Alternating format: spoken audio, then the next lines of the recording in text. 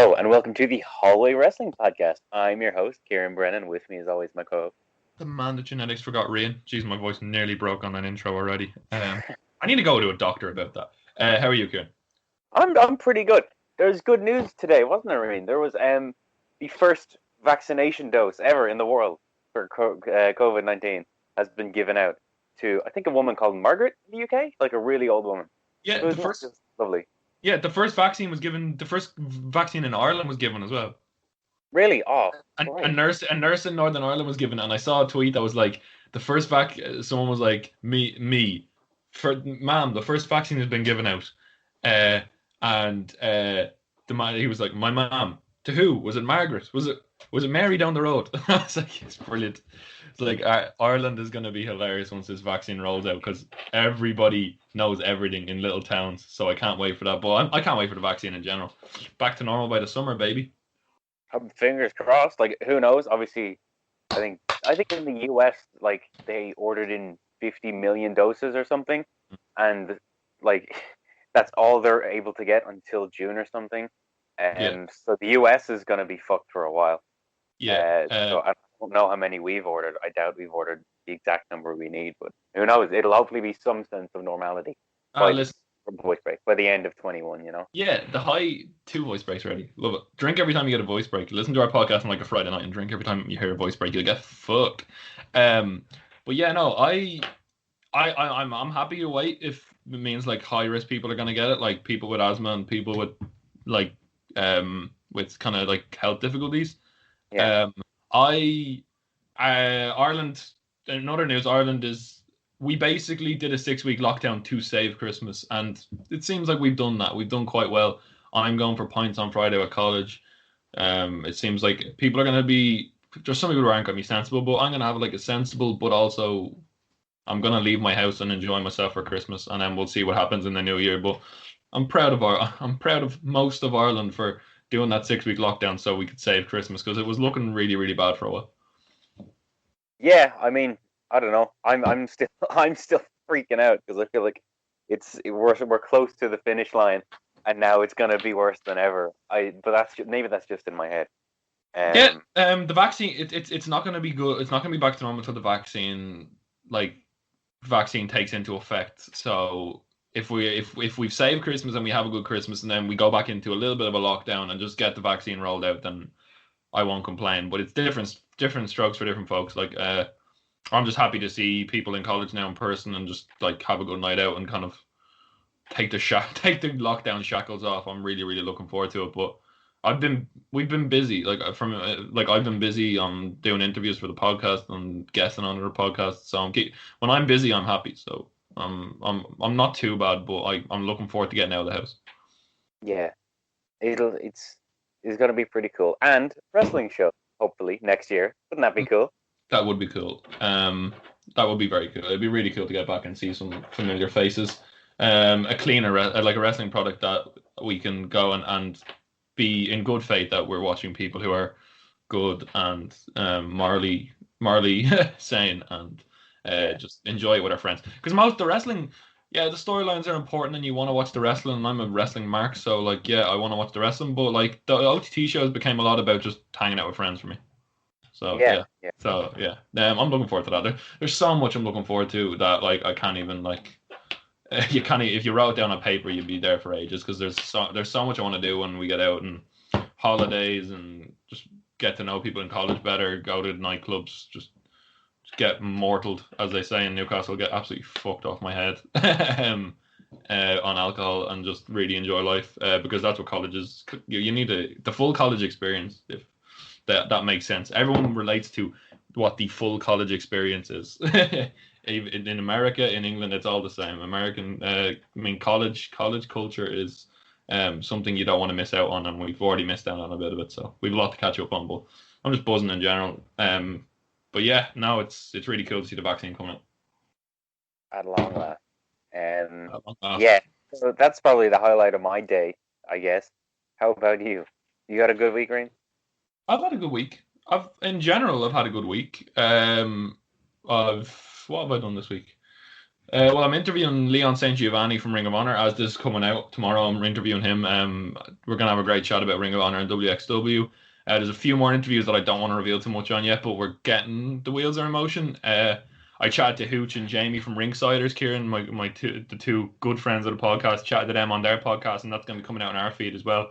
Had a really really cool chat about just how the podcast changed our lives in general in terms of like when we like started the podcast and the story about like you not wanting to do it and then we did it and it's been like 18 months since and then we just had a chat and marked it over wrestling and our podcast journeys because they're amazing. Like the interviews they do are fantastic. Like there's some really really cool stuff on there and I'm really really big fans of them and I can't wait to see them in person as there is with a lot of the Project Dits lads. What else did I do? I had a lot of college assignments that I finished off. It's been mostly positive. But there is. I mean, I've told Kieran this that if you follow me on Twitter, you've seen this. I'm gonna attempt to articulate myself as good as possible, and I've told Kieran if I fail to articulate myself correctly, he can correct me here. But to give a bit of context, this is another problem in itself, but I'm not going to go into it. England we're in a tiered lockdown system, and the government announced that football stadiums in certain parts of the country were allowed open back up to fans. A certain amount of fans were allowed back into the stadiums. So Liverpool had like 1,000 fans in the Kop, but they were spread out. Which Kop is a section in Anfield where they were like spread out 4 seats apart, very well socially distanced, and a few in hospitality. So Manchester aren't allowed. I'm not going to go into so basically certain areas of England are allowed fans back into stadiums. One such club was Millwall, and for those who don't know, Millwall Football Club are very well known for their fans being lunatics, hooligans. There's a film about. I don't think that was about Millwall, but it's kind of just explains the culture. Danny Dwyer was in the film. It's Green Street, I think, where they are quite open in their hatred for people. If they don't like you, they will tell you, and they're quite controversial. That's all I'm going to say on that matter. So basically, ever since the George Floyd death, which is a horrible thing in America, the referee blows the whistle, Kieran, and you've probably seen this in sporting events. Every player takes the knee for the first 10 seconds of the match, and officials. So it was Derby County versus Millwall, and the ref blew the whistle, and everyone took the knee, and it was met by a unanimous, not even a section of the crowd, a unanimous booing of the kneeling for George Floyd. So racism. Let's just call a spade a spade. I'm not going to like dodge around. Blatant racism, like clear as day. I wouldn't be surprised if it was like a Facebook event because it's a systemic problem with a lot of like football culture where they're like we don't want politics in this country, in this sport, and that is bad enough in itself, Kieran. Like what do you think about like if you've got that public platform? To me, it's great to use it to spread awareness to especially young people watching these sporting events that we need to kick this stuff out, and to see that and to get it for it to get the publicity it got is kind of disheartening. Before I move on to my next point, well, I think not being anti-racist isn't a political standpoint; it's just a general life view. And I think over the past year, especially with the rise of the Black Lives Matter movement, there became a genuine sentiment of it's not good enough anymore to just not be racist. You have to vocally be anti-racist and try and fight against these things. And I don't know, if you're gonna boo that, you go fuck yourself because like I don't know, it's not fair what a lot of people have to go through, is it?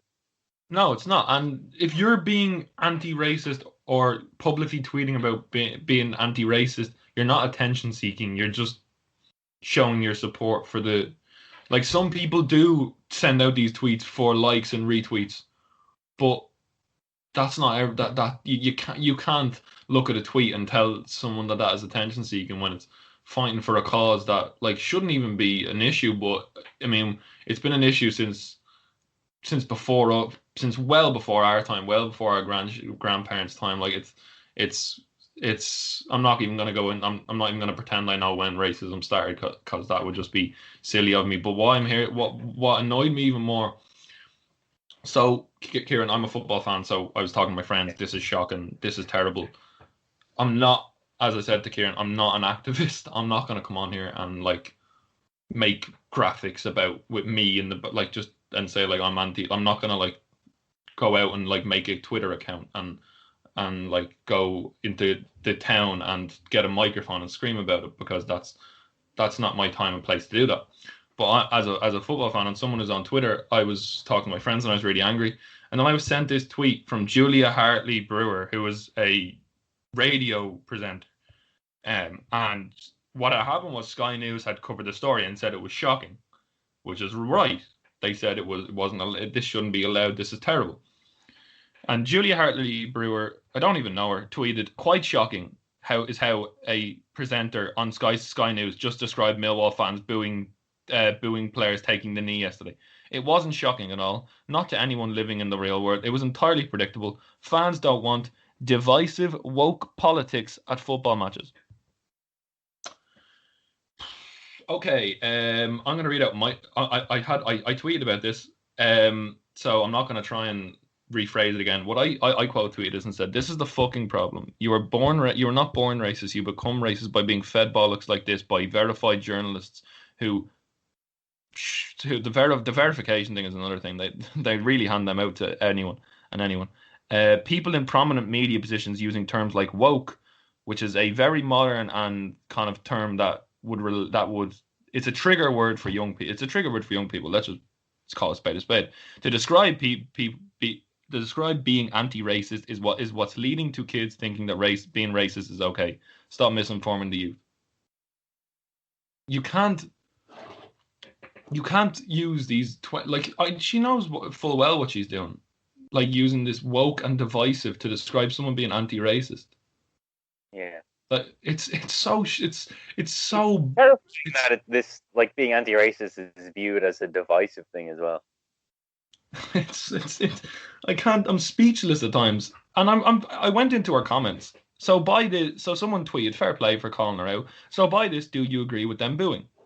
If footballers are free to demonstrate," and she replied, "If footballers are free to demonstrate their views, why shouldn't fans also be free to do the same? And then you and I are free to give our views on both. It's called living in a free country."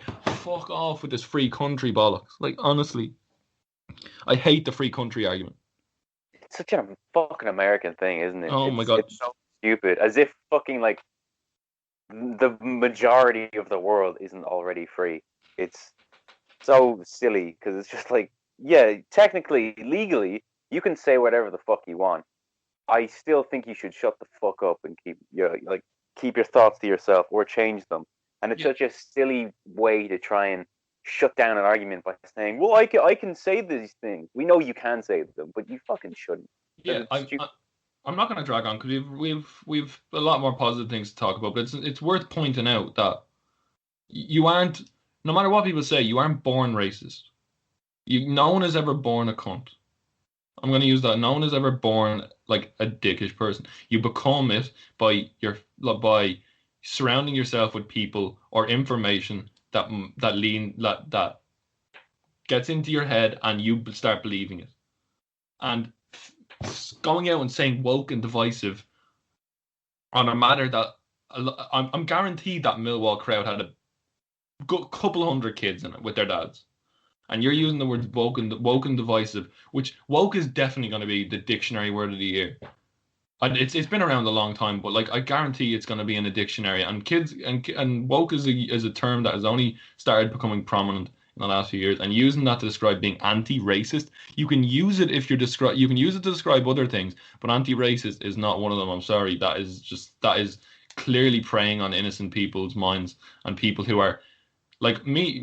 Like I'm 19, Kieran is 19 as well, or 18. I've forgotten your birthday here, but we're both teenagers. Our brains have definitely not matured. I'm pretty sure I've heard a stat that's, you can correct me if I'm wrong, your brain doesn't mature until you're 24.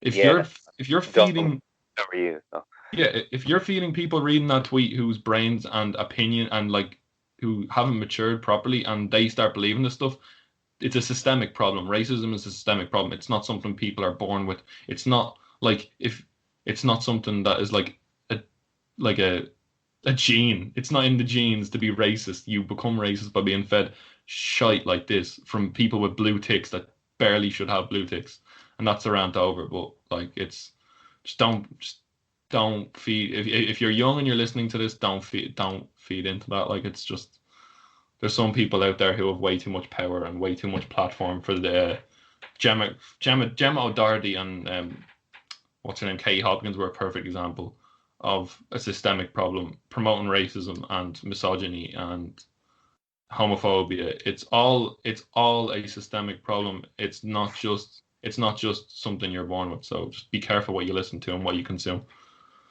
Mm. I have no idea how to segue out of that, but I told Kieran I just had to get it off my chest on speaking it, because I've said it and I've ranted about it enough, but there's no way of segueing out of it. But we'll get on to the wrestling news now. But just be careful and the last thing the last thing I want to say is, as someone who was in college to be a journalist, not all journalists are like this. Don't tar journalists with the same brush. There is a lot of journalists who use their platform for the wrong reasons. But I can assure you, from my first few months, there is a lot of people who want to be a journalist for the right reasons. So don't tar everyone with the same brush. It's scary to see that there's a lot of journalists that have gotten a platform and completely used it for the wrong things. But yeah, just don't tar everyone with the same brush in an industry. I mean, everyone knows that in the same. There's a lot of people in every industry who use their power for the wrong reasons, but don't tar everyone with the same brush under a headline. So yeah, that's it. Yeah. I can move on to even more depressing news if you want. Sure, let's go. Let's keep going. Come on. Pat Patterson passed away over the week. Oh yeah. 79, which is just horrible. There was a massive outpouring of love towards him once announced, and it's just horrible. He's been such a part of the wrestling world for decades now at this point. And I don't know, it's going to be sad seeing, well, it is sad seeing him going. It's going to be sucky not seeing him in any more like 24s or documentaries or anything on the network, you know? Yeah, this is a big loss for everyone, because this man created and booked almost every Royal Rumble, something that even non-wrestling fans watch. This man was revolutionary. He was the first ever Intercontinental Champion, and his career came with a lot of baggage. He was the first openly gay professional wrestler. Mm. This man was a revolutionary. I didn't realize how big he was until he passed away, which is the same for a lot of people. You don't realize how much they had an influence until they pass away, which is sad. But like, it's really cool to hear all like the testimonies and the stories.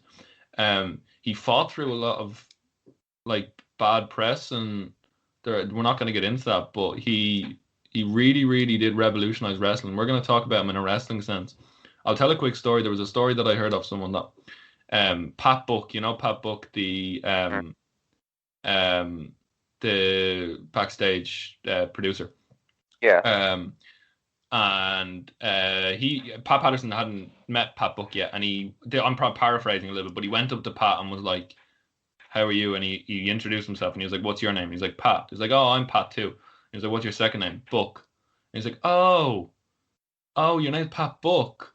He's like, "I was walking around, like, I kept hearing what I thought what was your name, but I thought people were just saying Pat fuck."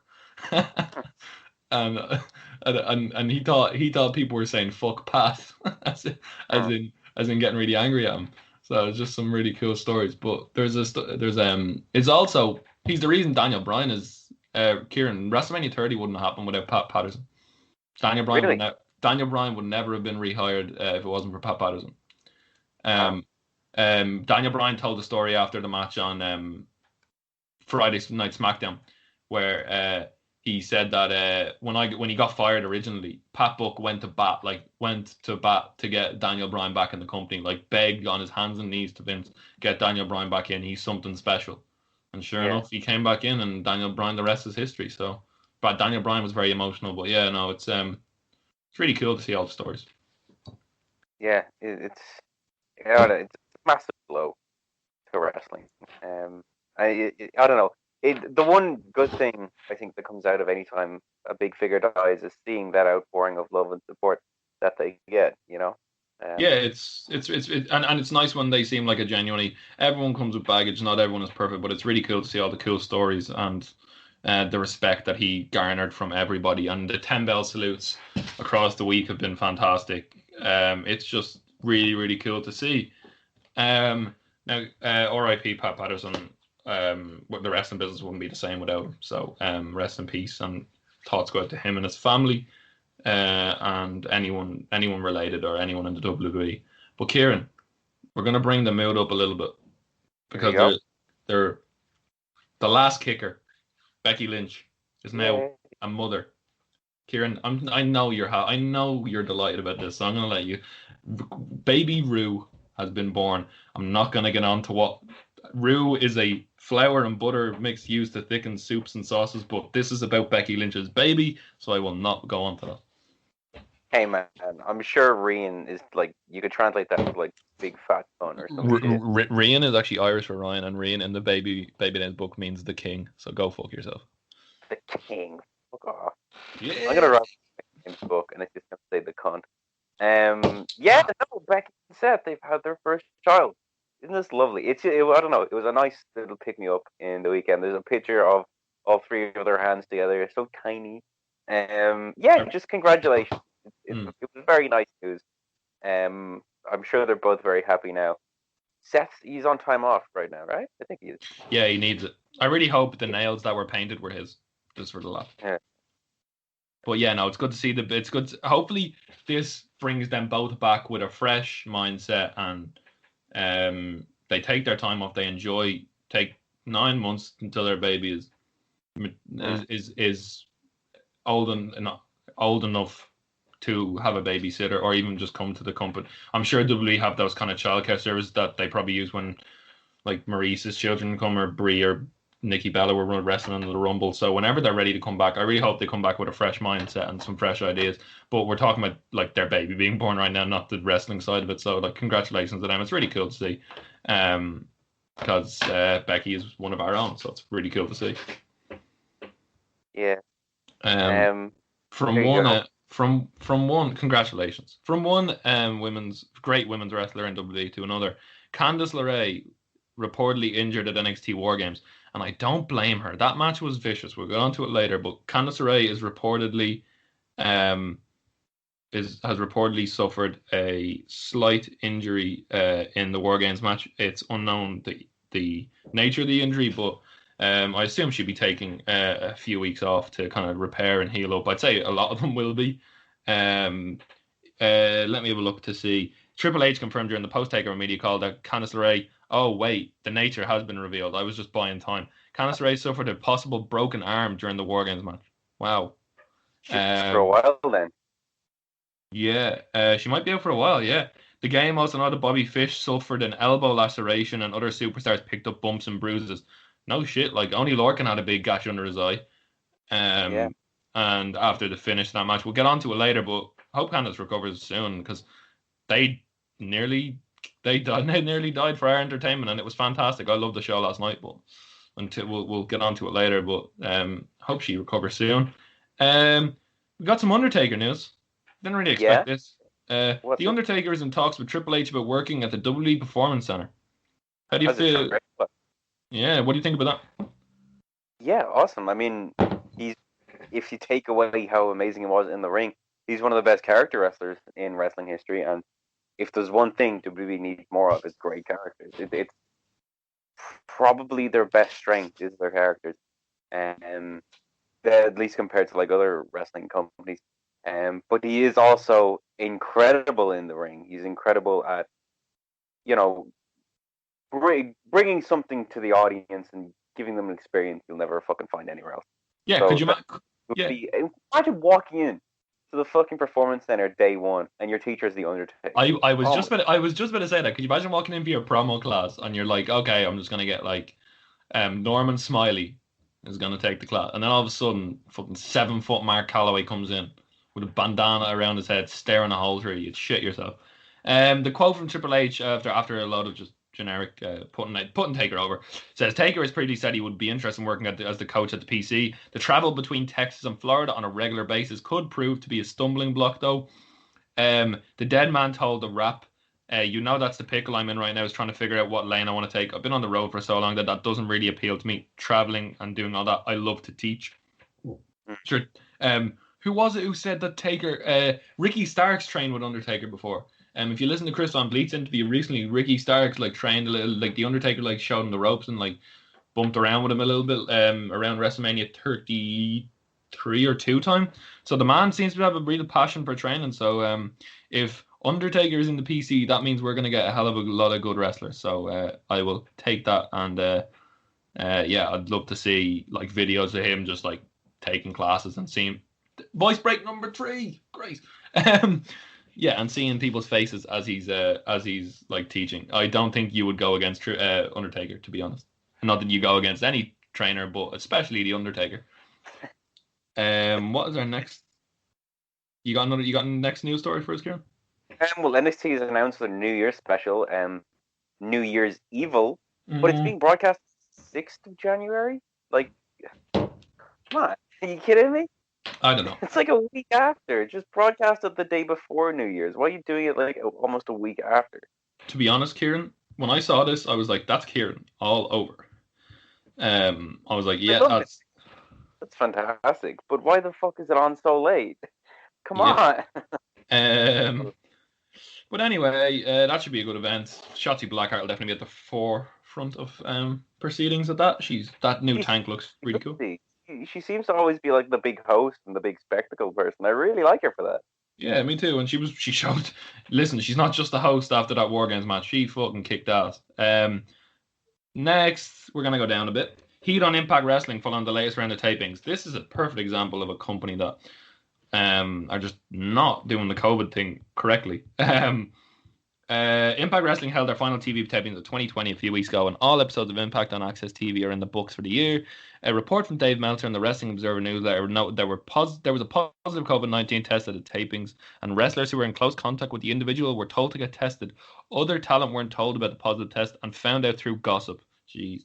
Fightful Select, who are probably the most reliable source there is, has since reported that there is significant heat on Impact management following the positive coronavirus test. Several wrestlers told Fightful that they've never been tested for COVID-19 by the company.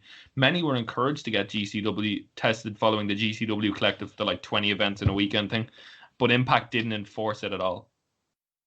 Now, Rain, this might be jumping ahead a little bit, but was this the tapings that had Kenny Omega in them? Yeah, but I'm assuming Kenny was brought in for like 10 minutes, or it was, and I was going to leave that till the end, but we will still leave that till the end. But I'm assuming that this is Kenny got the belt. They gave Kenny the belt, and he came and recorded that bit before he won the title. Mm. Don't get me started on tapings, on dates and stuff. I only know on-air dates, but I'm assuming Kenny was around. Which I'm assuming you were asking me, does that mean Kenny could come back and give everyone COVID? Which is correct. It's a really, really negligent and stupid thing not to enforce COVID tests or to just throw a blind eye to it. I would have thought Scott D'Amore was under control. But, I mean, if Impact is known as that kind of TV company that treats itself like an indie company, so it doesn't... They are. They have the weakest TV deal of all the major companies. They have the best women's division, but the weakest deal. Yeah. Do they? I don't know. That War Games match is pretty good, man. It was, but at the moment, I think Impact have they did a tournament recently. The names in that. Oof. Right, we go on to just a small bit of news. New WWE signing Russ Taylor, who was one of Timothy Thatcher's students from last week, has a new name. His name is Tyler Rust. Now, this guy, I watched when I was in Germany, I watched this guy wrestle. Fantastic. Such a good wrestler. This guy is amazing. He can work. That Thatcher style is perfect for him, but he can go as well. 100%. I love him. I really do like him in the ring.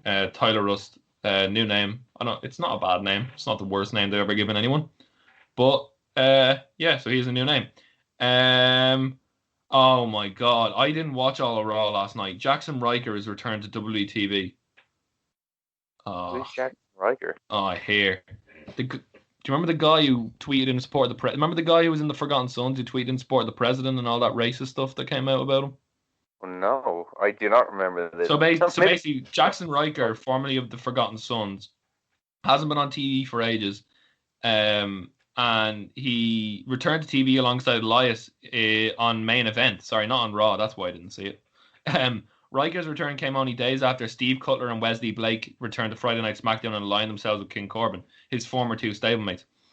Fightful Select reported the former Gunner appeared on main event for a dry run to see if his partnership with Elias worked. Yeah, this guy's a former war veteran who's highly in support of Trump and has had a lot of controversial.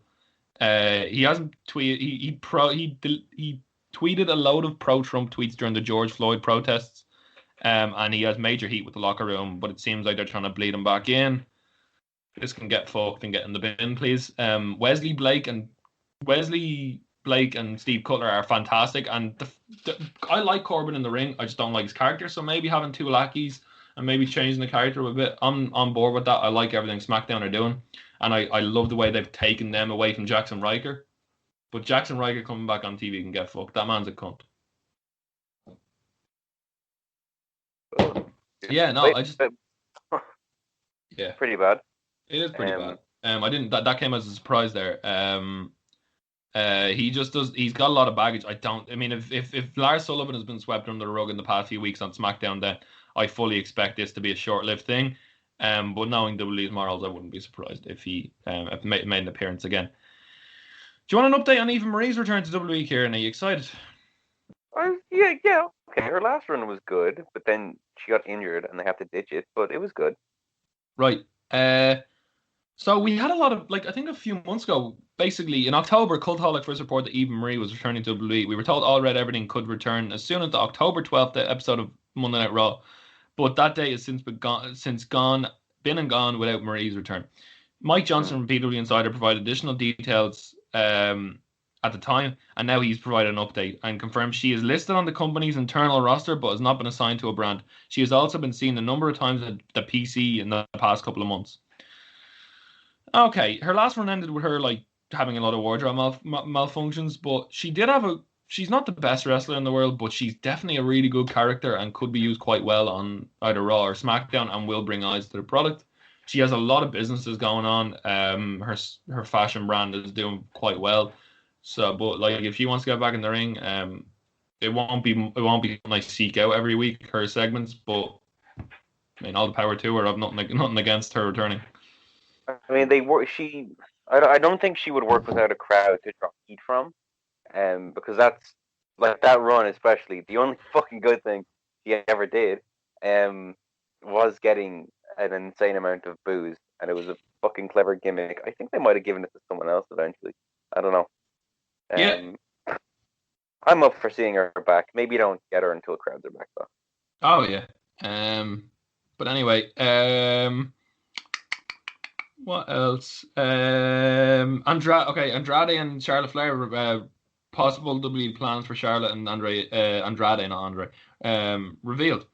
WrestleVotes tweeted, an idea that's been discussed is pairing Andrade and Charlotte when they return to TV. The idea behind it is use Charlotte's star power to elevate Andrade into the main event. What do you think of this, Kieran? Sure, okay. I mean, you could probably get Andrade up there without using Charlotte, but hey, if that's what it's going to take, may as well, you know? Yeah, short and sweet. Kieran, Sting. Well, I just ruined everything there. Well, Sting is back, everybody. Who cares? But anyway, I think the AEW are going for 1 million views this week because as well as Sting returning and going to be speaking for the first time with Tony Schiavone this week, which we'll discuss in detail in a while, the Shaq Man is going to appear and speak to Tony Schiavone. Tony Schiavone is going to be a busy man this week. He's got Shaq and he's got Sting in the hot seat. Hopefully both not together. Please not together. Oh, okay. No, if he does it together, then I'm in. Then I'll watch it. No. Joint interview with Sting and Shaq. That would be amazing. Do you like basketball? I like crows. Fuck you. Fuck your basketball. Oh, no. Do not do that. Do not do that. But yeah, Shaq's going to come back. The only match I can see Shaq having is with Cody. That's what they're kind of setting up. But, I mean, it'll make people watch. I think they might break a mill. I genuinely think they might break a mill with the post-Impact show and all the buzz around that, and I will discuss what Kenny Omega's appearance on Impact is setting up in our Dynamite review. But we will see how good that Impact appearance is. If it's just a bit shit, then they probably won't. But there is plans for that, Kieran. There is plans for this, specific plans for Kenny Omega's Dynamite appearance, right. which I will tell you about. This isn't the rumors are it's not a full-on working relationship. It's not like if they can sort something out, they might have a show now and again, like they might have a show every year.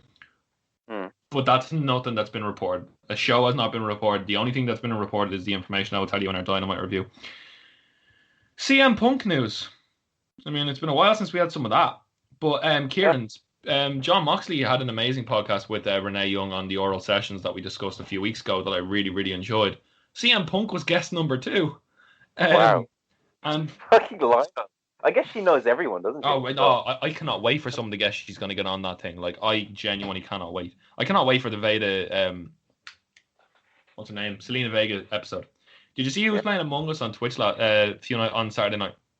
Selena Vega, Paige, Ronda Rousey, Lita. Whoa. There was a few more Hall of Famers in there. It was Ronnie Radke, Paige's boyfriend, but there was so many Hall of Famers, and I didn't watch it, but I was like, geez, that's a star-studded lineup. That's going to make some money. But anyway. Okay, so speaking on Renee's podcast, Punk said, basically, the summary is, Kieran, you either give me the main event or a fuckload of money, or I'm not coming back to wrestling. So, since Backstage has been cancelled, but Renee Paquette asked the voice of the voices what it would take for him to return to the ring on Oral Sessions. He said, without wanting to insult anybody on either side of the fence, any WWE or AEW talent, it would take above all else, an interesting scenario, a story that would be fun to tell, also just the stupidest amount of money. But they could save themselves a whole lot of money if they just presented a fun storyline. Now, what that is, I don't know. I'm a pretty picky guy. I think there's more interesting people on the AEW side of things for me to wrestle, but that's just because I've never wrestled them before. Young Bucks, Kenny Omega. Talking about your husband, I look at that and go, well, I wrestled him already. So it's just less interesting than something new. On WWE side of things, I don't know that there is currently anybody currently that I haven't wrestled that I would be interested in wrestling. He later added, I feel like a shitbag even saying a shit ton of money thing, but on the WWE side of things, let's be honest, there's baggage. There's stuff that's got to be worked through, so I don't know how you get there. I really don't. And then he also noted that in New Japan, he went on to say about New Japan and said he would be interested in Kazuchika Okada. He did admit that he had not seen a lot of the Rainmakers matches. It's clear. The message is clear, Kieran. You either back a truckload of money up to my house or give me the main event. Yeah. There's a little beep there. I don't know what that was, just in case this stopped recording. No, we're not.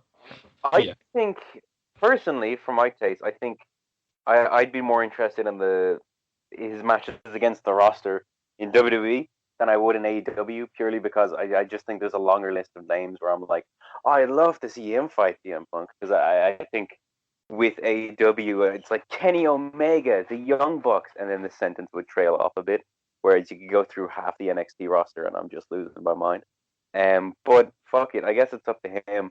That to me, that's him putting out a feeler, being like, just give me a fucking offer and I'll come back. Which is nice. I don't think it'll have the same hype as it would have before Backstage. Unfortunately, I think that killed a little bit of the CM Punk please come back momentum. Mm-hmm. But obviously it would be a massive thing if he came back. Yeah, it would. He's not the best in ring. He is good in ring, but it's more the character. Him on the mic. That's the other thing. Him in ring after what? Like 6-7 years since he wrestled? Who fucking knows what state he'd be in. Yeah, it could be one of those returns that we wish never happened. Anyway, in the main event of the news, because we do need to talk wrestling, Kieran, this story is gonna bring it really up high and really exciting, and then it's just gonna drop off a cliff at the end. Okay. Roman Reigns, WrestleMania. The rumor mill is turning, Kieran. I cannot wait if they get it right. Ever since Roman Reigns has returned to WWE with as a heel with the Tribal Chief character, many have been hoping his storyline will lead to a match with The Rock at WrestleMania. According to Louis Dangor, guest of the show. WWE has been throwing around ideas for WrestleMania 37 in creative meetings, and the company is hoping that The Rock will return and face the big dog at the show of shows. Yes. Okay? That's good. Contingency plans have been put in place, Kieran. Big E. Okay. Love that.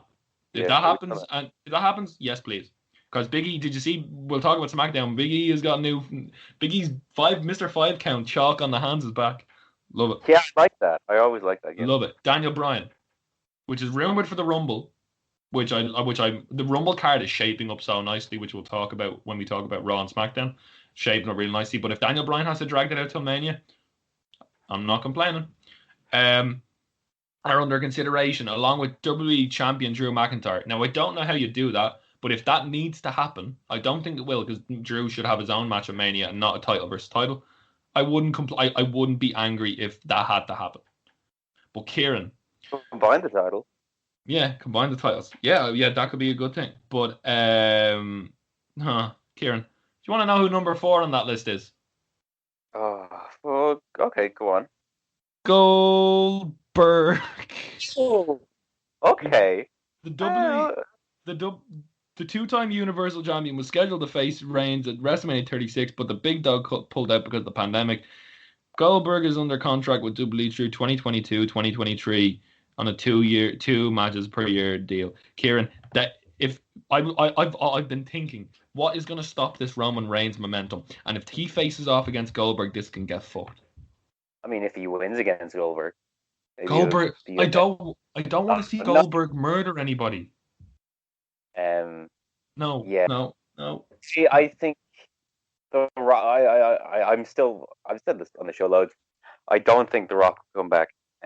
They were setting up Daniel Bryan versus Roman, like maybe last week or a couple weeks ago on SmackDown, and now they've shifted gears to Kevin Owens. I think if we don't see Bryan and Roman at the Rumble, we'll see it at Mania, and that's when we'll know any hope of the Rock coming at all. Yeah, I think the Rock isn't in Fast 9, so take it out what you will. Listen, I'm happy with any. It's like he's short on movies. Yeah, I'm happy with any of them other than Goldberg. Goldberg doesn't interest me anymore after seeing him nearly murder the Undertaker. But Kieran, let's bring the mood way up, because was Goldberg's last match Dolph Ziggler? No, it's Braun Strowman. Braun Strowman when he lost against Braun Strowman in like 5 minutes. I don't know. I don't mind Goldberg. I think Goldberg's okay, but I'd like him to just come back every now, like maybe once a year, and have that like Dolph Ziggler type match where it's like 2 minutes long or some shit, you know? Yeah, like Brainbuster Elias now and again. Just don't go anywhere near Roman Reigns right now. Do not. Well, just like a surprise appearance once a year on a random pay-per-view or some shit. Has a quick 2-minute squash match. That's what he's best at, and that's how we should go out. Because at this stage, any match could be Goldberg's last match, you know? Yeah. Listen. Yeah, I'm not a fan. But listen, what I was a fan of was War Games. And Kieran, this show was the perfect mix between the good things about the main roster WWE and NXT. And I, for one, apart from a few things, loved it. I think it was the best takeover of the year. I can't remember the other ones particularly well. The one with Kyle O'Reilly and Finn Balor has to be up there. But this might be the most fun. And I think I've said before on this that I'm not the biggest War Games fan, but I thought this was fantastic. Yeah. All right, Kieran, can we start off from the start? Ozzy Osbourne's soundtrack was fucking beautiful. Very cool. Very cool. But we got a match, and I love the way the promo packages are fantastic. They really do some good stuff. There's an Irish guy doing the promo package now called Sean Ryan. He did a lot of work for OTT. But he's incredible. Yeah. Okay, NXT TakeOver War Games. Let's get straight into it, Kieran, because I love this. Women's War Games match. Shotzi Blackheart, Ember Moon, Rhea Ripley, and Io Shirai versus Candice LeRae, Toni Storm, Dakota Kai, and Raquel Gonzalez. Thoughts, feelings, and/or emotions, Kieran? I thought this was fantastic. Yeah, this is my match of the night. At the start of it, Shotzi Blackheart had her tank, and it was very cool. And Dakota Kai was like banging against the cell wall or whatever, and Shotzi Blackheart fired a little bullet at Dakota Kai from her tank, and it was really cool and made me laugh.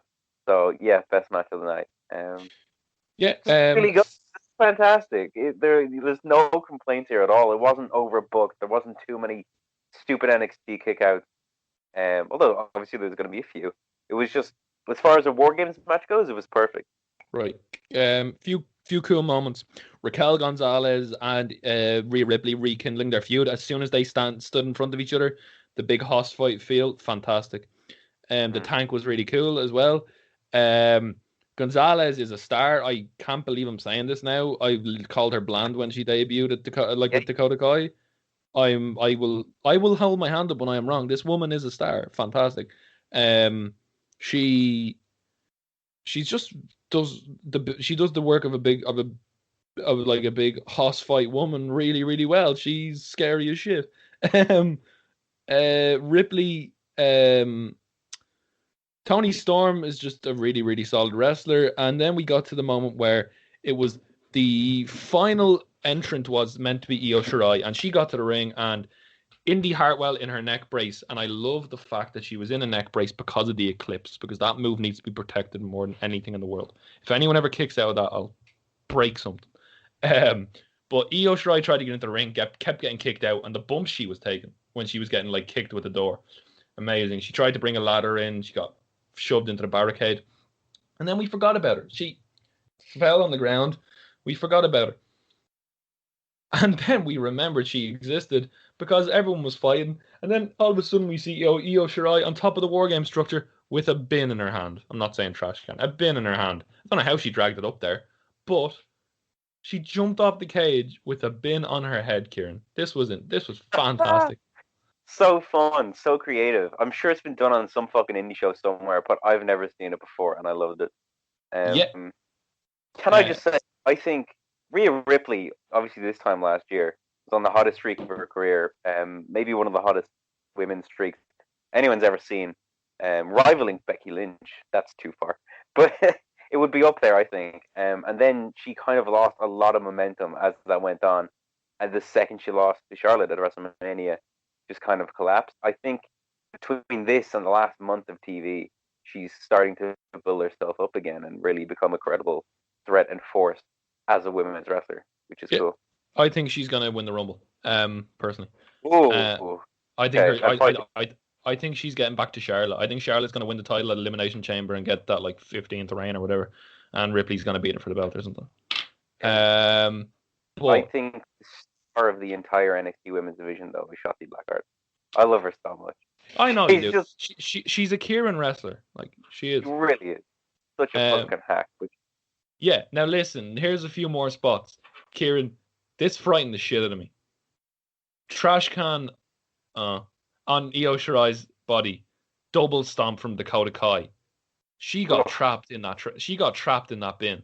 That bin wasn't. That was scary. I was worried that someone had fucked her face up there with that bin. That was rough. Yeah, no, there's no way getting around that. No, looked pretty cool. And then my favorite move of the night, Kieran, an eclipse on a fucking chair. Fucking looked so nice. It looked so. It looked so. Kieran, nice isn't the word. That looked like Broken Neck City, but it was so good. Yeah. And Ember Moon is in the shape of her life. She's lost a lot of weight and she looks fantastic. Everybody looked great in this match. No one looked bad. There was a Tony time on the bins. The bins were getting broken left, right, and center. Yeah. The bins are such an NXT thing, are they? I feel like no one really uses them, but NXT brings them out a decent amount. Yeah, and as if we didn't have enough, big spots. Blackheart took out LeRae. Blackheart actually, credit to Blackheart, she took a caning from 3 people with kendo sticks mid-match, and took it like a champ. There was a ladder propped up between the ring ropes, in between the 2 rings. I love when the 2 rings get used. I like when they get used in normal matches as well, which we'll get onto. But the ladder got put up between the 2 rings, and one-handed powerbomb through the ladder in the middle of the 2 rings. Raquel Gonzalez pins the champion. Yes, please. The ending was brilliant. It puts over Gonzalez. She's gone for the belt. Wouldn't complain if she got the belt now. I can't believe I'm saying that, but oh my God, one-handed powerbomb through the ladder. I popped. Yeah, fantastic move. Yeah. Great match. What a way to open the show. Match of the night. Probably will be up on the match of the year stuff that we'll probably be recording soon. Yeah, the War Games, the women's War Games match was up there last year, so fair play to them. They seem to know what they're doing. Now we get on. Sorry, shit about him. This is the best women's division in the world. Yeah, all right, they're both great. Let's love them for what they are. Okay, before our next match, which was Champ against Timothy Thatcher, Kieran, we're going to talk negatively about Finn Balor. Not in a bad way. It's good to see him. He cut a great promo. He needs to fire that fucking barber now. Yeah, it's a dodgy haircut. It reminds me of look, this is an inside joke, but do you remember Thomas in our school? His haircut. Yeah, I do. Yeah, that nickname. But it reminds me of that. If you're American or English, look up Young Offenders. The English have probably seen it because it's on BBC. This was a bad haircut. So basically, I'm going to get my haircut on Thursday. And, like, my hair will look like that halfway through the haircut. Like, you get the bottom shaved and the top is still the same. But what the barber is then meant to do is blend the two so it makes a fade effect. It's called a fade. It's kind of like it's fading from your hair, your hair being completely like your scalp into like it just makes a cool effect. Whereas Finn Balor's barber obviously took an ecstasy pill halfway through the halfway through the cut and just forgot to blend it, and it looks horrible. I really hope it changes soon, but it looked terrible. But that's not what we're here to talk about. But I just thought it was hilarious. Or by the time he's back wrestling, it'll be like grown out enough. Yeah. But yeah. Anyway, if that was a home haircut, then all is forgiven. But if that was a barber's haircut, he definitely doesn't pay for his haircuts. But Jesus. Now, he basically said he's going to be back on Wednesday night, so that's cool. Kieran will pop. Tommaso Ciampa versus Timothy Thatcher. Kieran, this match, we said it was going to be a war, and boy, was it. It hurt to watch. Yep. Fuck, they really went for it in this one. It had not the best build. It had like just the right one, a very simple build, but they really went for it. They just came out and just had a wrestling match. Lots of mat work and everything. Really hard. Yeah, this was really old school British stuff. Thatcher's Thatcher Khan. It's what Thatcher does well. He's just violent and vicious. And he also is known for having cauliflower ears, which if you are a rugby fan, you will know is kind of when your ear gets, you're in a scrum, so your ear gets kind of, it's like in a UFC fight. If you've seen CM Punk in a UFC fight, you had the big swollen ears. Basically, Thatcher has been fighting for so long, he's got these cauliflower ears. And what happened was, it's basically a cauliflower ear. If you like cut it, it'll just pop. It's not even like there's just blood build up and it popped, and Thatcher's cauliflower ear popped and blood was everywhere. Kieran's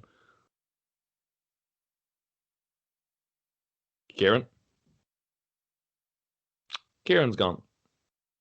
Can you hear me?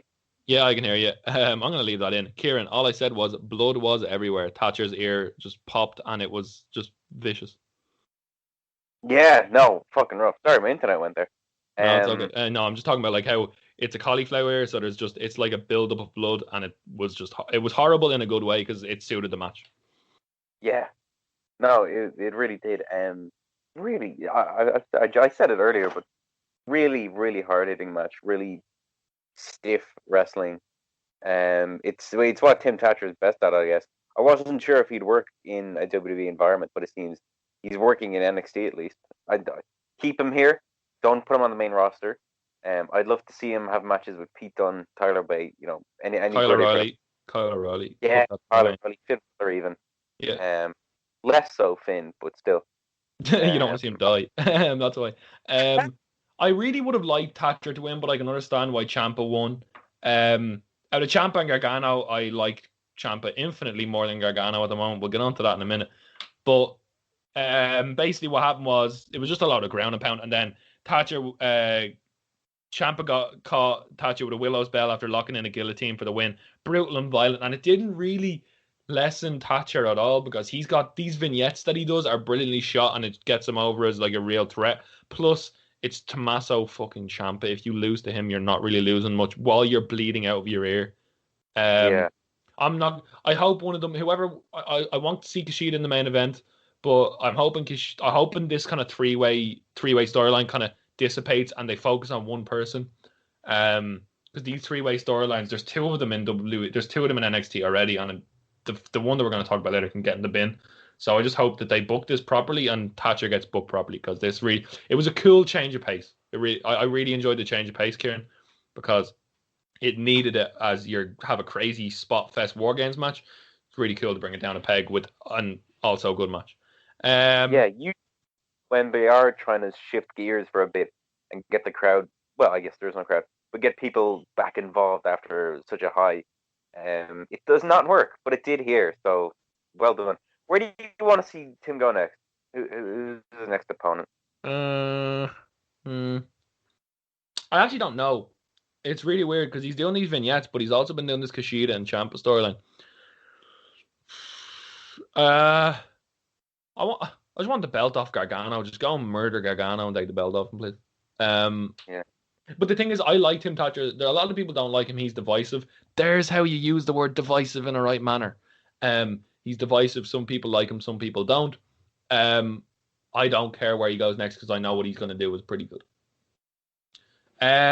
Kieran, next match. Dexter Lumis versus Cameron Grimes in a strap match. I like these both individually, but this match symbolized their storyline. It went on far too long. Yeah, it was the weakest of the night. I wouldn't say it was bad. I Nope. do think it was good. But I don't know. I know you like both these guys. I don't have strong feelings either way, to be honest. No, but listen, like Lumis is really good, and I like his quirky character, and he works really well. He's like this kind of like creepy, and the music is really, really creepy and cool. Cameron Grimes has a lot of charisma, and I can see a path for him to get to the mid-card belt. I don't know if he's quite a main champion, but this match, I like the way they didn't just go straight into the strap match. Cameron Grimes attacked him beforehand. They didn't get the strap on, but not a strap on wasn't a foreign object in this match. Don't worry, it was strap on the person. But there was a few good spots, but it just went on far too long and dragged, and I found myself kind of looking at my phone when this match was on, whereas with the other matches I kind of put my phone down and watched. Yeah. But yeah, Lumis won, which was fully expected. Kieran, you guessed it right. I tried to take a gamble. I think I guessed the heel team to win in the War Games match though. So, but Lumis won with a choke. I think Lumis could be a really cool character to work. You can work a feud around Lumis because he's so he will be versatile and you will be able to use him for cool feuds. He won. It was entertaining. It went on far too long. Karrion Kross, a vignette showed a vulture perched waiting to strike, and I believe carrion means some. I don't know if you noticed, Kieran, but a carrion is like a bird, or the definition has something to do with like a bird, and that's why there's a bird in the vignettes. That's silly, but okay. I don't know. Let me look up. Kieran, what are you looking forward to seeing Karrion Kross back? I know you're not, because Finn Balor's going to get the belt taken off. Yeah. No, it's not fair. I want to see Demon Balor. I want to see Demon. He's only had like one title defense, and it was amazing. I don't know. Look, if he, I don't know. I love him when he was here. I think he's all right. But I guess he does deserve another shot. Carrion, from the Latin caro, meaning meat, is the decaying flesh of dead animals, including human flesh. Right, that's what his name means. Well, Karrion Kross is back, which means Scarlet Bordeaux is back. Yes. I think she's a good person around. She is fantastic, and I'm looking forward to seeing what she can do. That's not just Karrion Kross is not psychic, but like manager, or whatever you want to call it, enforcer, tribal chief, council, blah blah blah. Next up, North American title: Leon Ruff, Damian Priest, and Johnny Gargano. And I said this to you, Kieran, earlier. We discussed Takeover a little bit. I love Damian Priest because he got a lot of flack when he came in, and he's definitely on the radar for my most improved wrestler of the year. And he was having some great singles matches, and the Gargano stuff at the start was okay. This kind of storyline, Leon Ruff is fantastic, but the storyline that is going on has just halted him in his tracks. This was as WCW as a match has ever been in NXT, and I I like parts of it, but like the bit that got Leon Ruff like out of the match was really cool. But there was just some stupid stuff in this that just got me way out of it. And I hate to hate it because it was good wrestling, but it was just messy booking, if you ask me. I really like the match overall. Like I said, this is probably my best takeover of the year. So I can't. I thought this was great, but Gargano should not have won the title here. Nope. I don't like flip-flopping titles. I think it's a terrible idea for a storyline. I think it devalues the title itself. Mm-hmm. I think it makes the two people look like they can't win a fucking match. And it sure did make what's his name? He had the title. Shit. Ruff. Yeah, it sure made him look like a fucking moron. Yeah, but Kieran, speaking of Leon Ruff, let's give him credit where credit is due. This would have been your kind of first full introduction to him in like a full-on match. I was very impressed. He's very good. He's better than the guy in the Scream mask. We'll get on to him in a minute. But I really like Damian Priest. He moves really well for a big man. He's got some really cool moves. I like the one spot I did like was when he was trapped in the ropes. Taking out Leon Ruff was really, really good. Leon Ruff sold that like death. That was great. But then we got WCW where we had 5 stings in our Halloween Havoc review. We had like 6 ghost faces in this one. It was so weird. It's such a why is it an actual character as well? Like I said they use the license to use that mask. It's weird. Oh yeah, I'll give credit to someone who will never listen to this, but I was listening to this with a friend I was watching this with a friend on Zoom last night, and you know the Gargano face that he has on his gear. Yeah. Why wouldn't they use them as masks so they can sell them for a load of money? That's true because it's a pretty cool face. Well, are they associated with Gargano? These guys? Well, they could have used the face instead of the Scream mask. Yeah, but if they're not like a Gargano faction or whatever, then could you? It would be a bit confusing. Hey, listen, it was over. Sorry, go ahead. No, I'm just saying, like, I'm trying to be fair. You're trying to be fair, and I'm gonna just say I love Damian Priest. Leon Ruff really proved himself, but Johnny Gargano getting the belt just ruined the entire match. The 6 Scream faces, Priest took them out, but then Gargano won with the then another Scream face, the actual Scream face, not the 5 dupes. Right. Hit him with a lead pipe, and he hit Priest with a lead pipe, and then one final beat for the win. Gargano walked up the ramp with the guy in the Scream mask, and he unveiled himself to be Austin Theory. And Austin said, "It was me, Austin. It was me, Austin, all along." Very good. Very good. This guy, ever since there was allegations and speaking out and stuff like that, I just don't want to. And then I just don't like him as a character. I don't like Gargano at the moment. As I said to Kieran, Gargano needs to take 6 months off, get written off TV, take 6 months off, go on a holiday with Candice, and come back with a fresh mindset. Because he's not gone up to the main roster. He's Triple H's kid, for God's sake. But this really made me... I've never thought I'd not like Gargano, but it's just... nah. Because he has just, like... He's kind of... What's the word for it? It's not complacent. It's similar to that, though. He's plateaued, I feel. He can't really... He's had his Ciampa feud, and that's clearly going to be the...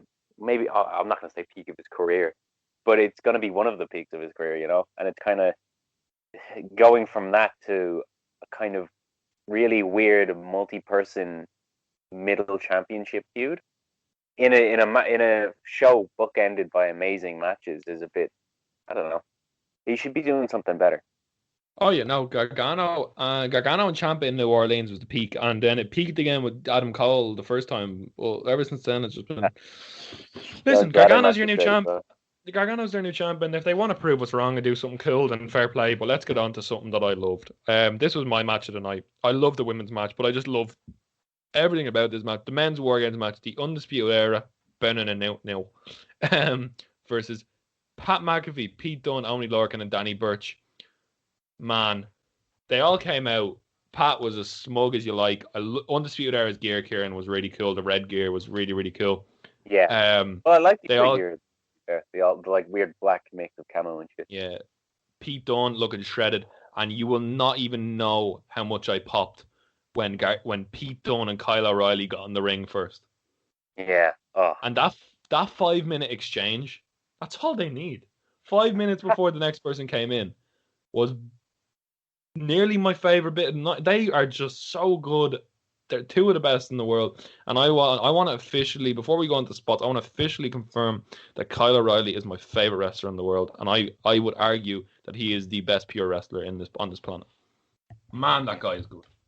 Kieran, what do you think of this match? I loved it. Yeah, no, I thought it was like it is fantastic. I said earlier, I'm not the biggest War Games fan. Easily the two best matches of the night were the War Games ones, even if this one did go a little too far into the like Pat McAfee kicking out of like a Panama Sunrise or whatever. It's a bit much, but it still was just a really fun match, really engaging the whole way through. And I think a large part of that is because Undisputed Era are red hot again. I feel like these guys are never gonna fucking slow down. They did for a little bit there, but they're back on top again. Yeah. It's insane how consistently great these guys have been since their debut, like attacking Drew McIntyre. Everyone, they've been NXT for so long. Oh yeah, everyone is stepping up. Like Bobby Fish is the worst wrestler in the group, and that's not saying anything because he is a fantastic wrestler. He's just aging. He's aging slightly, and the standard in Undisputed Era is unreal. But we'll mark it over Undisputed Era. But Kieran, let's talk about some of the good spots in this match. Danny Burch bringing in the cricket bats and going full British in the ring. Oh. I like that. I really did. It was a lot of quirks where like most like I'd love to be a fly on the wall of an American watching that as he brought out the cricket bat. But Roderick Strong, everyone came in hot and did their job properly. Then but Pat McAfee came in second last before Cole, brought 4 tables in the ring with their names on them, bins and chairs. And Kieran, when Pat McAfee came in the ring, I thought his first move might have been a suplex or a drop kick, or maybe taking a bump. His first move was a moonsault from the top rope through a table through Roderick Strong. What the that man has got confidence beyond belief. Yeah. Yeah, no, fucking fair play to him. He's like, remember when all that shit happened, like the weird work they did to build up to the Pat McAfee Adam Cole match, and everyone was like, this is so stupid. And then he actually had a great match, and it was super fucking surprising for everyone. Yeah. Kieran, he was on his radio show yesterday, and he had a neck brace on. Really? Yeah, the man. Fair. I like that. I love it. He gets it. I was talking to Pat McAfee plays the I'm so confident, but I'm also a chicken shit heel perfectly. Like when everyone's down, he was a Billy Big Bollocks. But when Undisputed Era were on top, that man played the role perfectly. So Adam Cole came flying out, fire extinguisher. Bitter End was countered into a DDT. Cole drilled McAfee with a chair. McAfee and Adam Cole in the figure 4 was good, and then Dunn just kicked Cole in the face. The table, I am the table spot where the table didn't break. Then Roderick Strong splashed them through it, and McAfee took a. Did you notice this, Kieran? Like it was a great bump, but McAfee's bump through the table from the top rope was a Performance Center first day bump if I've ever seen one. That man landed flat back with his hands out, like. Yeah, but he's not the best, isn't he? He still is. To be fair, he's not too far from his first day. I'm not complaining. And now, one of my favorite spots of the night, Kieran. McAfee was through the table. 3 of the Birch, Lorcan, and Dunn were between the ropes and the cage. Talk to me about those striking combos and then a super kick. That was amazing. It's just brutal. Like, hits, you know. Oh man, Adam Cole is the best super kick in the business, and it's sounds horrible. The strike, and then a super kick. It sounded like a clap of thunder. I love that spot. Imagine that with a full arena of people just going mental.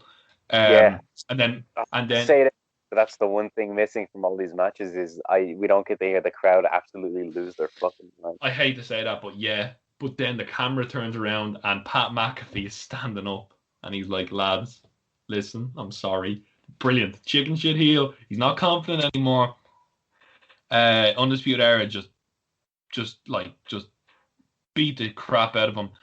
But my one little nitpick was the heels got up way too quickly from getting hit 4 times in the face. Cole went for a punt kick, Dunn came back. And then everyone was beating the crap out of each other. Pat McAfee decided to go up to the top of the cage and do a senton where nobody caught him. Yeah. It was pretty rough. He's really trying to prove himself, I think. That's the impression I get from all the crazy shit he does, is that he really wants to be able to come out here and be like, no, I deserve this spot in the main event, even if it's like my second match, you know? Yeah. Danny Burch went through the table, and then I love that little bit. Did you notice that when Oney Lorcan sacrificed himself and pushed himself in the way of the last shot, McAfee escaped? Oh my God, the bitter end on Cole on the chair. Pete Dunne hitting the bitter end on the chair was rough as fuck, wasn't it? Yeah. That was brutal. And then the finish came. And Kieran, I could have predicted from the start that Cole was going to pin McAfee for the finish. But Kyle O'Reilly got the fucking pin with a knee through a chair that busted Oney Lorcan open bad.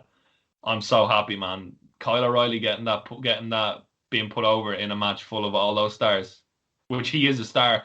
But I was assuming Adam Cole was going to get his own back on McAfee, but Kyle getting the pin was so heartwarming at the end of a match that was certainly not heartwarming.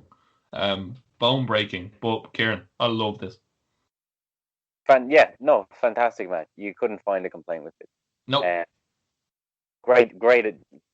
What's next then? Go on. What's next? Undisputed Era. What do they do next? What's next, man? Kyle getting the pin either makes me think that they're breaking up and Kyle's getting that push, which I hope they're not. And I hope they don't go to the main roster, because as good as they are, Adam Cole hasn't got a pick of muscle on him. Unless he takes steroids, he's going nowhere near that main event. I mean, they could keep him in NXT. They keep him in NXT, but I'd be interested to see where they go. Them as baby faces intrigues me. They still have that thing where Rich Holland's meant to come back when his knee injury gets sorted, but that's miles away. Listen, man, I think we'll save that. Save that for our end of year awards, where at the end we'll do like our 2021 predictions and stuff. Okay. I need a time to think about that. Because that's a really good question. Now, Kieran, where do we go now? I think we have to go to AEW Dynamite. AEW Dynamite Winter is Coming, Kieran. Did you watch it? I'm assuming you watched it. I've seen 2 bits of it. Yeah, and those are the only 2 bits you need. Yeah. Big show. They delivered on all their promises and more, I guess. Yeah, so in the first match was a Battle Royal where, first of all, an amazing sequence between Sammy Guevara and Jungle Boy that I loved. Fantastic. We got the seed. Hangman was saved by the Dark Order from getting eliminated and came back in and hit a buckshot lariat. They're sowing the seeds for that. As we said last week, I marked out over this, and Kieran agreed. Hangman Page's character arc in 2021. Wait till you fucking see it. Hangman's going to be Wrestler of the Year in 2021. And I can't wait, but that's... And Orange Cassidy won. Orange Cassidy wins, and he will fight MJF next week for the Diamond Ring, because they were the last 2 in the match. Cool.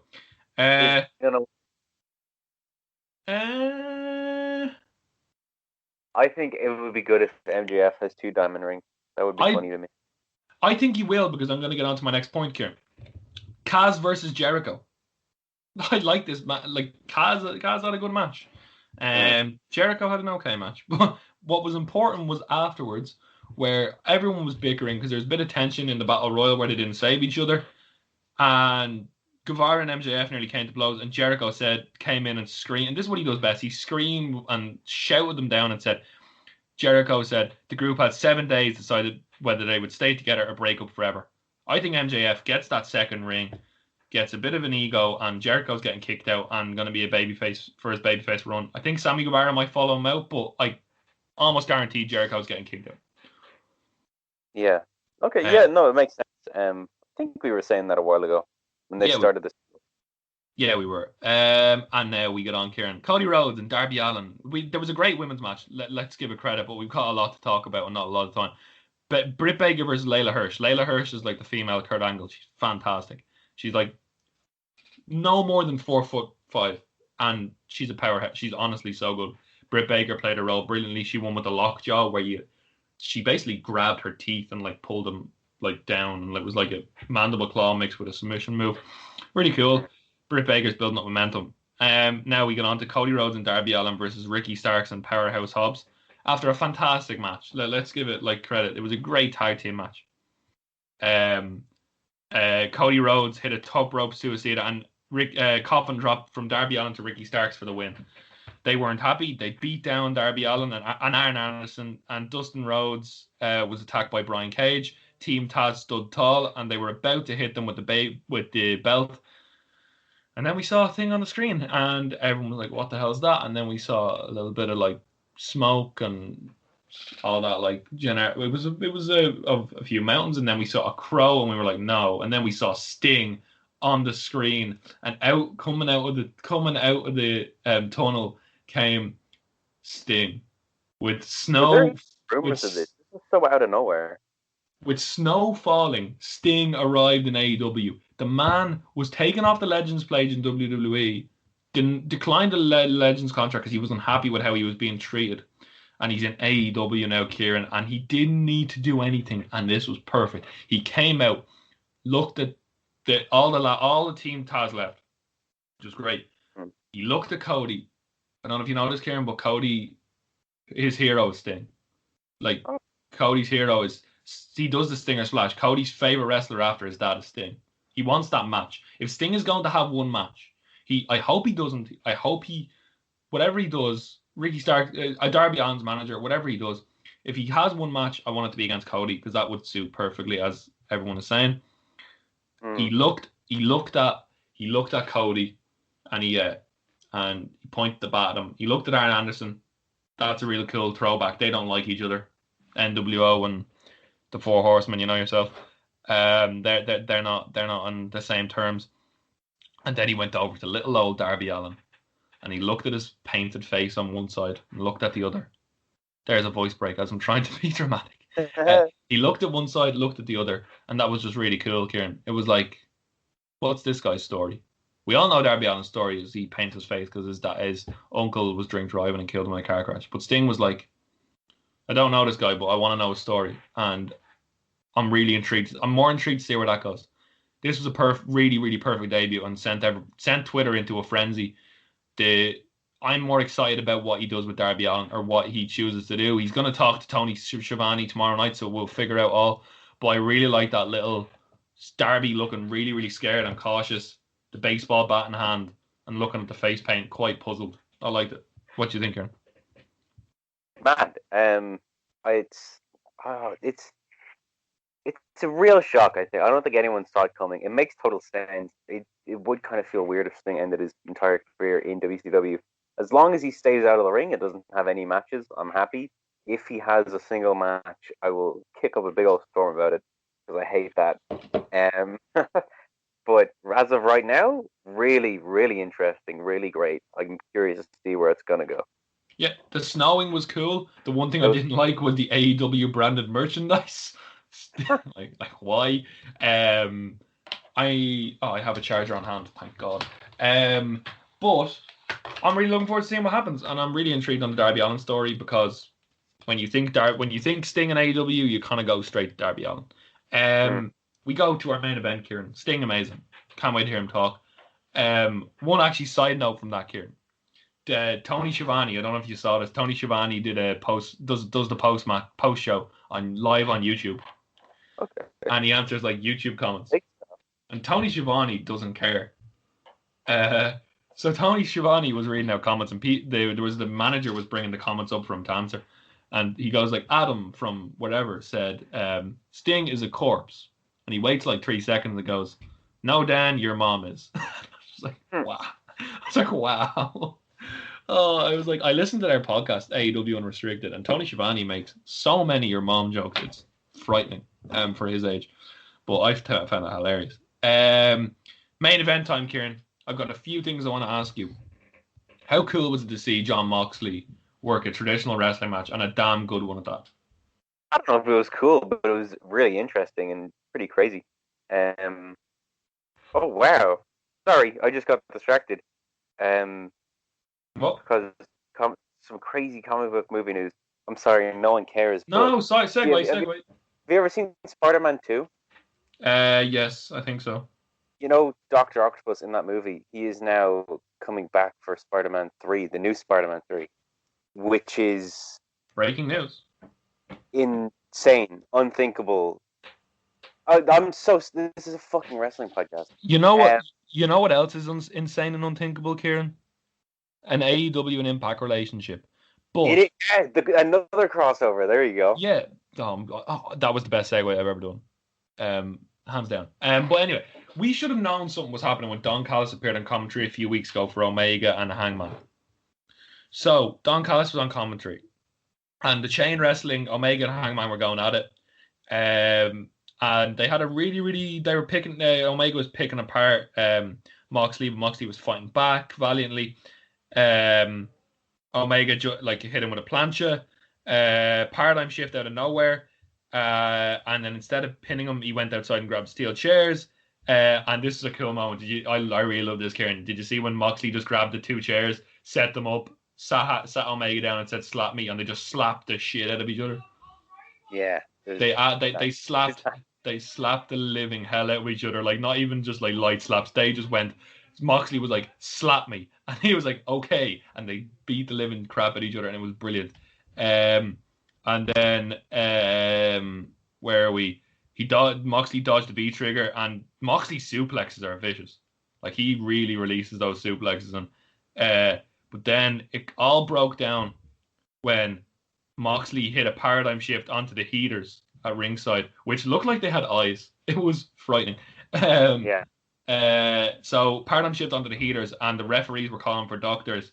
Don Callis came down really concerned, but Moxley was just like what's this bollock? Like, we had a gentleman's agreement, just like let the match go. Tossed Omega into the ring and hit a load of right hands, and Callis hopped up onto the apron and was like looking really innocently, like a smarmy heel who thinks he's doing the right thing. And Moxley just right hand in the face, and Callis bumped terribly. But I mean, he's not a wrestler. He was a wrestler back in the day. Actually, he was in WCW and WWE. The microphone he had somehow, I still don't know how it went into Omega's hand. No idea. I need to go back and look at that. Omega ended up having the microphone in his hand. He pumped Moxley in the head with that microphone. And Kieran, normally in a match, like if you have a distraction, you hit him with the microphone, then you pin him. But Omega, these V triggers, Kieran, they were vicious. Yeah, no, it was very fucking brutal, as it always tends to be in the Jon Moxley match. He ended up bleeding, didn't he? Yeah, he was bleeding from the microphone. It was that kind of blood that it was Moxley when he bleeds, he doesn't like pour blood, he like trickles all over like different like creases in his forehead. Yeah, and the V trigger is the most vicious move in wrestling. It looks like it just 4 V triggers and a one-winged angel, the most protected move in wrestling. And Omega, and Shivani's great call was, "Where's the gentleman's agreement?" Which is brilliant, because they had a gentleman's agreement where it was like, we're going to have an honorable wrestling match, not like the one that we had at Full Gear last year. And one-winged angel, Kenny Omega is your new AEW World Champion. And they ran out of the ring, and they ran past Tony Khan. It was like, what the hell's going on? Ran past the Young Bucks, ran past all the talent, ran out to the car, and Alex Marbez said, what the hell's going on? And Callis was like, you'll find out on Tuesday. And Alex Marbez was like, but AEW's on a Wednesday. And he was like, you'll find out on Impact on Tuesday. And everybody lost their collective shit.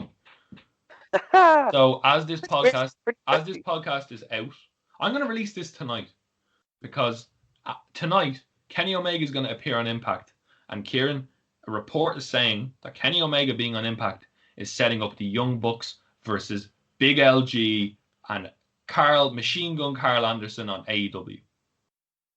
Yeah. So that's what's happening. It's not we don't know the extent of their relationship, but for now we know that Kenny Omega is on Impact to set up the Young Bucks versus Gallows and Anderson. I'm assuming for the next pay-per-view. Hook it to my veins. I love both though. There's so much story going into that. Yes, just yes, 1,000 times yes. This was really, really cool. Impact. I saw a tweet that was like live scenes of people trying to figure out what the fuck Access TV is. But Impact is a good product, and Kenny Omega being on it is certainly going to bring eyes to it. Kieran, what were your overall thoughts about this? This was just a crazy night of wrestling. Yeah, no, it was AEW's best show in a while. Definitely. Yeah, it pulled in 960,000. Because I think everyone thought Omega was going to win, so having a nice extra twist on top of that is a really clever move. Yeah. Right. We move on. I can't wait for tonight. But Kieran, I just want to talk about SmackDown. And, every time we talk about SmackDown, there's only one place to start. Roman Reigns and Kevin Owens continues to fuck. Yeah. Man, sorry. This was just so good. Where Jay tried to go for the pin, and Roman was like, what the fuck are you doing? It was pretty great. Yeah, and Kieran, did you notice at the start, Roman, a new layer to Roman's character is he's handpicking Charlie Caruso as his ring announcer, and she introduced him quite like Kenny Omega. Maybe that was a pop. But, Kieran, Roman Reigns' character is just so... there is storylines that are better than some of the storylines the character has been in. But, but overall, Roman Reigns is the best character in wrestling. Hands down. In just a quick summary of the other bits in the show, Bayley and Bianca Belair setting up a feud. If that's a non-title feud, yes, that really good gets Bianca Belair over as a real threat. Big E came out and had his new music with the chalk, and he's gunning for some title, and he might be in the title picture with Roman Reigns soon. Who knows? But he knocked off Zayn, Nakamura, and Ziggler alongside Mysterio and Bryan. Not complaining about that at all. Carmella and Sasha Banks' feud continues. Baron Corbin has Blake and Cutler clean shaven in suits and hoodies, helping beat Murphy. But Kieran, Kevin Owens plays the babyface absolutely to a T, and Roman Reigns said Jey Uso needs to shut Kevin Owens up, and a 2-on-1 handicap match against Otis and Kevin Owens instead of the tag team headliner was just a perfect nick in the storyline as well. Roman Reigns saying he's going to be in the match, but then Jey Uso just teeing off on Otis, and then Roman Reigns taking Otis out and put him through the announce table. So then it turned into a 2-on-1 handicap match the other way. This was perfect. I loved it. Yeah, no, great angle, great match, great scene. Excited to see where this goes. Yeah, Uso said, "That's your problem, Kevin Owens. You talk too damn much." Kevin Owens had a great promo at the start where he was calling into question what was going on. He's just playing the role perfectly.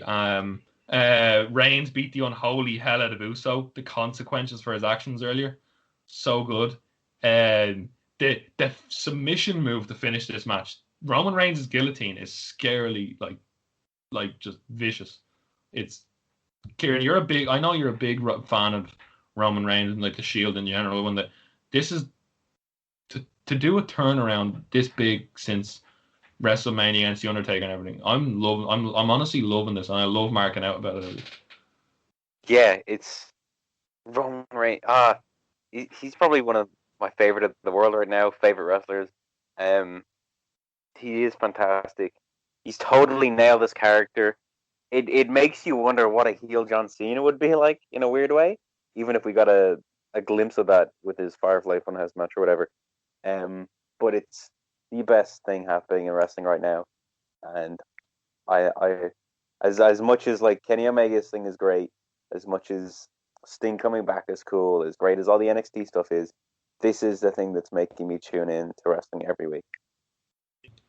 Yeah, I agree with you on the NXT stuff, but it's the most everything is good, but Roman Reigns is the most consistently good thing in wrestling. Yes, easily. He's the thing making me tune in every week. Yeah, Roman concluded by saying, "You and your family are going to fear me." So that's Owens versus Reigns at TLC in a TLC match. I'm not complaining, Kieran.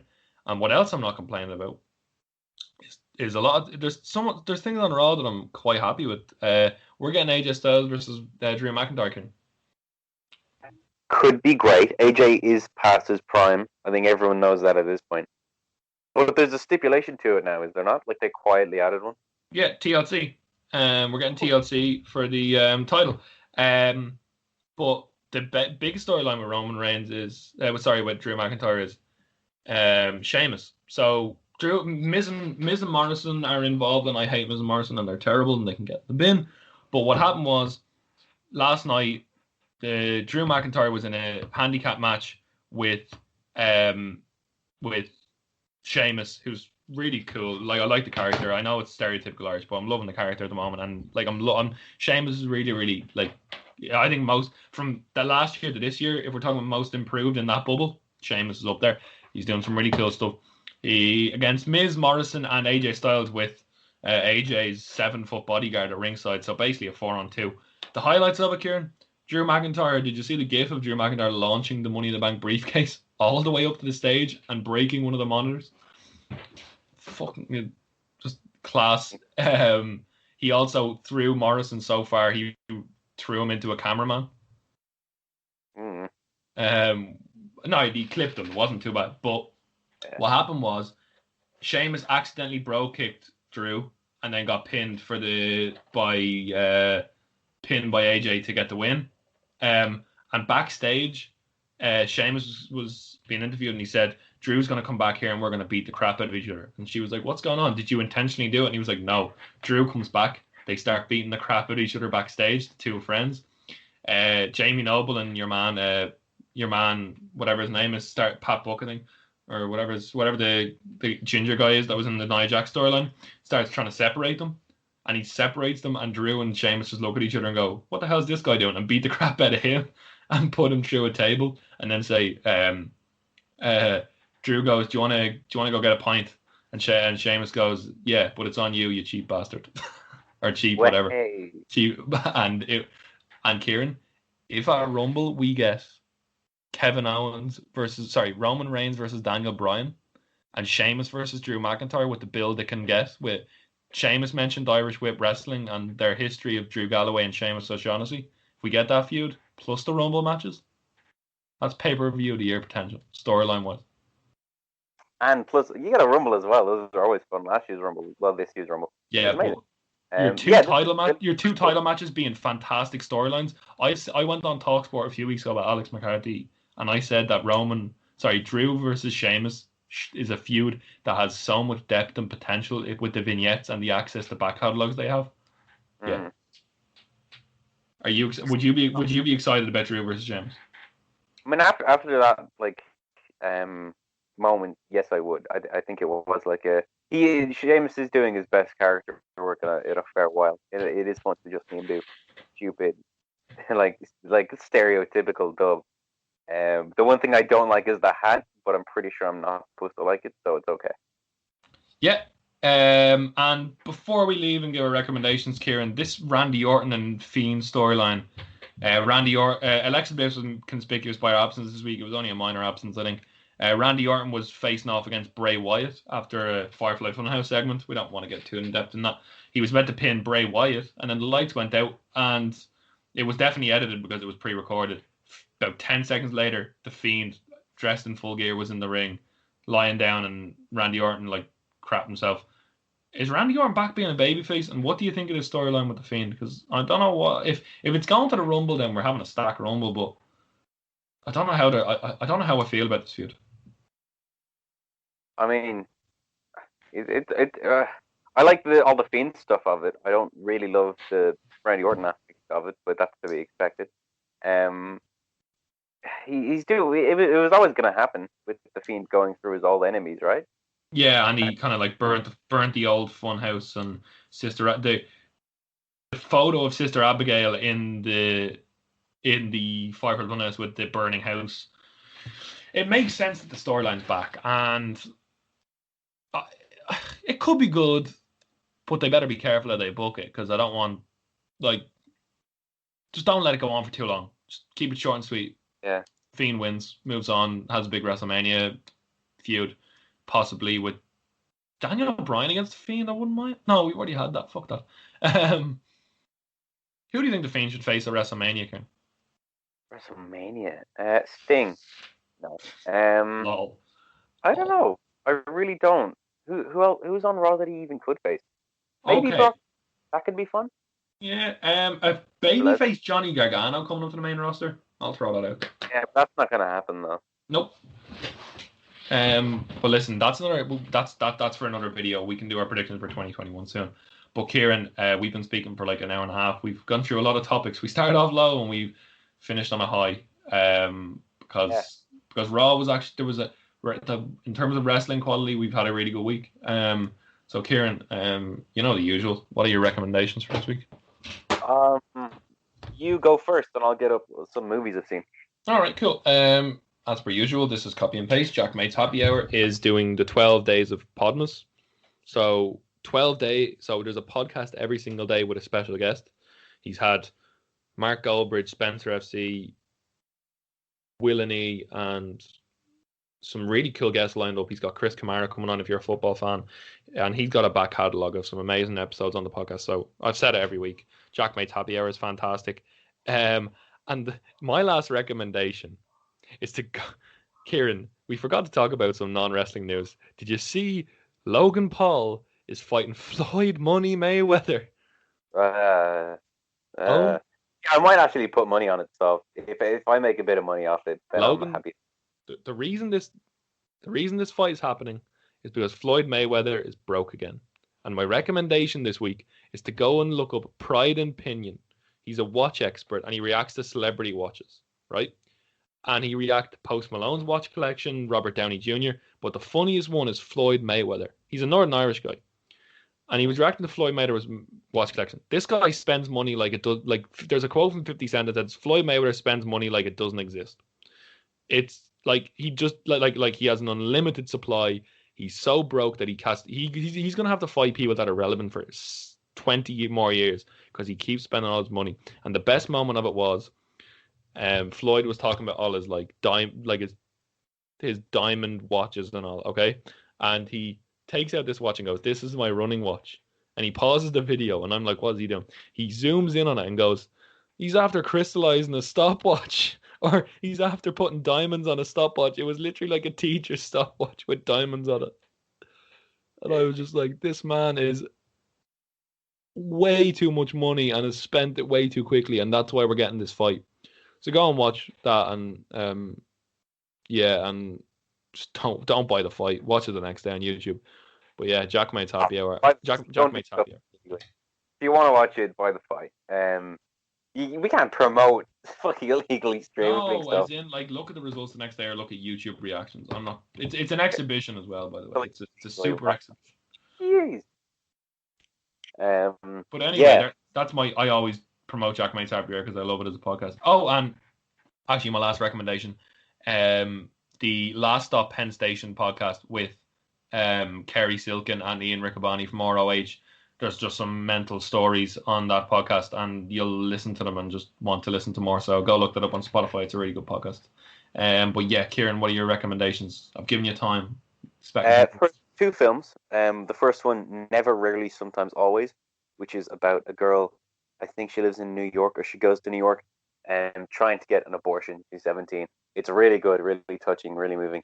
And then if you're in a more festive mood and you don't want to see something that might depress you, then watch Happiest Season, which is set during Christmas. It's a lesbian couple, Kristen Stewart, and I'm going to find the name of her girlfriend just now.